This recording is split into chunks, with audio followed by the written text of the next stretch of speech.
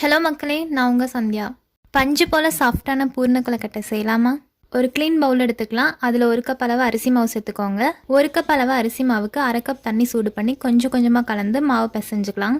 சப்பாத்தி மாவு அளவுக்கு நல்லா பிசைஞ்சு எடுத்துக்கோங்க. தொட்டு பார்க்கும்போது மாவு கையில் ஒட்டாத அளவுக்கு இருக்கணும்.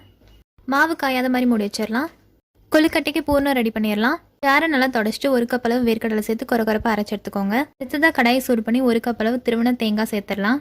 கூடவே 1 கப்பு வெல்லம், நம்ம குறைப்பாக அரைச்ச வேர்க்கடலை பொடியும் சேர்த்துடலாம். பூரணம் செய்கிறதுக்கு தண்ணி சேர்க்க வேணாம். தண்ணி சேர்க்காம நல்லா கலந்து விடுங்க. நம்ம சேர்த்த வெல்லம் மெல்ட் ஆகி நல்லா பாகுபதம் வந்துடும். கடைசியாக கொஞ்சமாக நெய் சேர்த்துக்கலாம். பூர்ணம் ரெடி. அடுத்தது மாவில் ஸ்டஃபிங் வச்சு கொழுக்கட்டை ரெடி பண்ணிடலாம். கொஞ்சமாக மாவு எடுத்து இந்த மாதிரி கட்டை விரல் அமுத்துனீங்கன்னா ஷேப் வந்துடும். நம்ம ரெடி பண்ணி வச்சுருக்க ஸ்டஃபிங் எடுத்து மாவில் வச்சு க்ளோஸ் பண்ணிடலாம். இந்த மாதிரி கையிலே தைச்சு பால் ஷேப் ரெடி பண்ணிக்கலாம். இட்லி குக்கரில் கொஞ்சமாக தண்ணி ஊற்றி தண்ணி சூடானது கொழுக்கட்டை மாவு எடுத்து உள்ளே வச்சுருங்க. 4லேருந்து 5 நிமிஷம் வேக வச்சிங்கன்னா சரியாக இருக்கும்.